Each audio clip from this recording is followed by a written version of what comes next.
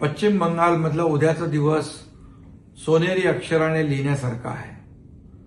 स्वतंत्र भारतामध्ये पहिल्यांदा हा ऐतिहासिक उद्याचा दिवस आहे.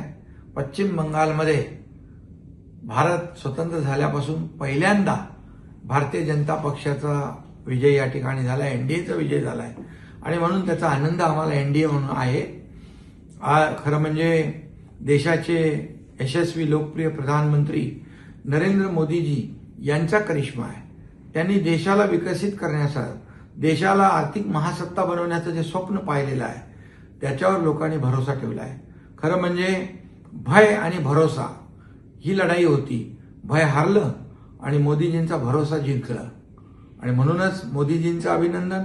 त्याचबरोबर केंद्रीय गृहमंत्री अमित भाई यांचं मायक्रो मॅनेजमेंट या ठिकाणी कामाला आलेलं आहे. मायक्रो मॅनेजमेंट आणि गेल्या 8-10 वर्ष त्यांनी मेहनत केली आहे, त्यांनी रणनीती केली आहे आणि कार्यकर्त्यांनी देखील मनापासून काम केलं. म्हणूनच हा विजय, ऐतिहासिक विजय मिळाला. म्हणून पुन्हा एकदा अमित भाईंनी भारतीय जनता पक्षाचं चाणक्य म्हणून स्वतःला सिद्ध केलेलं आहे. चाणक्य नीती अमित भाईंची या ठिकाणी विजयी झालेली आहे आणि डबल इंजिनचं सरकार आता या ठिकाणी आलेलं आहे. या ठिकाणी जंगलराज, गुंडागर्दी, दहशतवाद, करप्शन लोकांना नको आहे.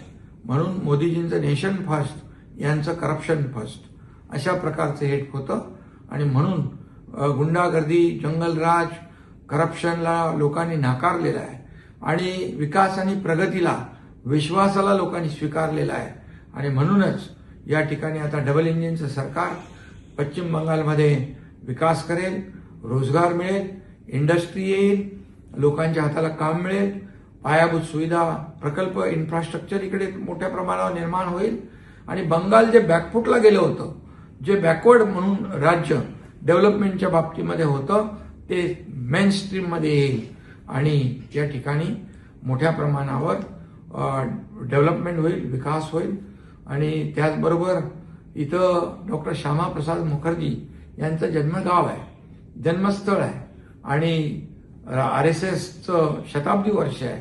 या शताब्दी वर्षामध्ये पश्चिम बंगालसारख्या राज्यामध्ये हा विजय मिळवणं म्हणजे एक ऐतिहासिक विजय आहे आणि त्याला एक वेगळा आनंद आहे सगळ्यांना.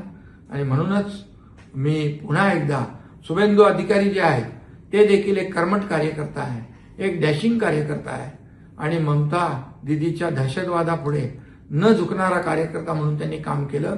इथल्या सर्व कार्यकर्त्यांना देखील धन्यवाद दिले पाहिजे की या गुंडाराजच्या समोर त्यांनी लाट्या काट्या खाल्ल्या, गोळ्या खाल्ल्या, परंतु मागे हटले नाहीत आणि त्यांच्या मेहनतीमुळे या ठिकाणी हा विजय प्राप्त झालेला आहे. म्हणून मी पुन्हा एकदा आदरणीय देशाचे प्रधानमंत्री नरेंद्र मोदीजी, गृहमंत्री अमित भाई आणि उद्या होणारे मुख्यमंत्री शुभेंदू अधिकारी आणि त्यांच्या सर्व टीमचं मनापासून एनडीएचा घटक म्हणून अभिनंदन करतो, त्यांना शुभेच्छा देतो.